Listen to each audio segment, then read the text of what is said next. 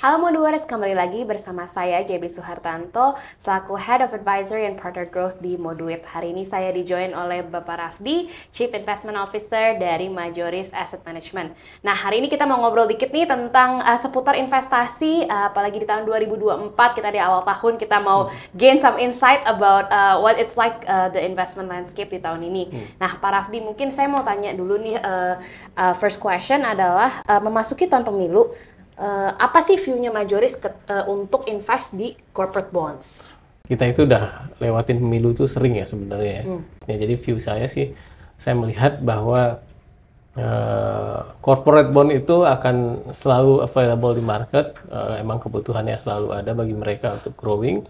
Dan kita sih PR-nya selalu sama, menjaga, memilih-milih bahwa corporate bond yang kita beli itu bisa deliver kuponnya dan deliver pokoknya pada saat dia jatuh tempo.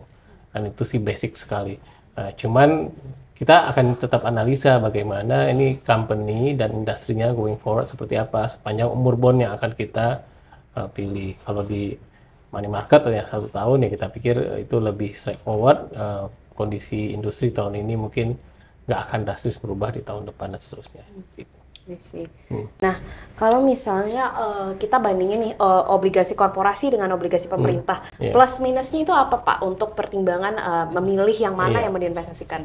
Sebenarnya yang obvious itu kan tingkat kuponnya biasanya corporate bond itu lebih tinggi karena boleh dibilang government bond itu risk free dari segi kredit gitu. Jadi kita percayalah bahwa government itu akan bayar pada saat jatuh tempo gitu. Sedangkan corporate bond kan itu lebih dinamis ya, bisa aja company-nya bagus tahun ini, 3 tahun depan lagi nggak bagus. Oke. Nah, saya mau tanya juga nih, karena di produknya Majoris Pasar Uang Indonesia, ini money market. Dan saya lihat banyak juga untuk obligasi pemerintah dan juga korporasi nih. Nah, saya pengen tahu nih Pak, lebih detail strateginya Majoris untuk fund ini tuh seperti apa Pak? Iya, sebenarnya kita opportunistic ya dalam mengelola pasar uang. Karena kan simply isinya adalah deposito, corporate bond, dan government bond. Jadi selalu kalau ada opportunity untuk ngambil tiga-tiganya, kita melihat mana yang optimal buat fund kita. Optimal buat fund kita itu bukan berarti ini kupon yang paling tinggi atau rating yang paling bagus atau seperti apa. Karena kita selalu kombinasi melihat bahwa kita juga butuh likuiditas karena pada saat money market produk itu cepat sekali keluar masuknya dan kita juga butuh return yang baik. Jadi kita melihatnya selalu opportunistic dan selalu mempertimbangkan opportunity cost. Kita selalu harus ngambil keputusan deposito, government bond atau corporate bond. Pada saat any given time itu mana yang paling optimal, kita ambil salah satu. Gitu. Jadi strateginya lebih kurang seperti itu. Oke.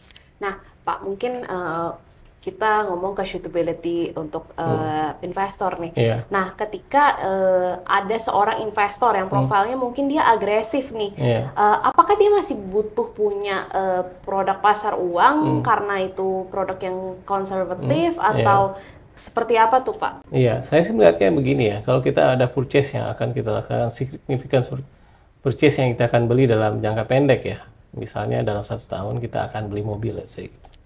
Ya, kita jangan taruh duitnya di saham lah gitu, karena saham sejago apapun kita bisa aja sahamnya turun pada saat kita butuh beli mobilnya gitu. Jadi sehingga setiap orang even yang agresif pun butuh yang namanya likuiditas pada saat mereka akan do purchasing gitu.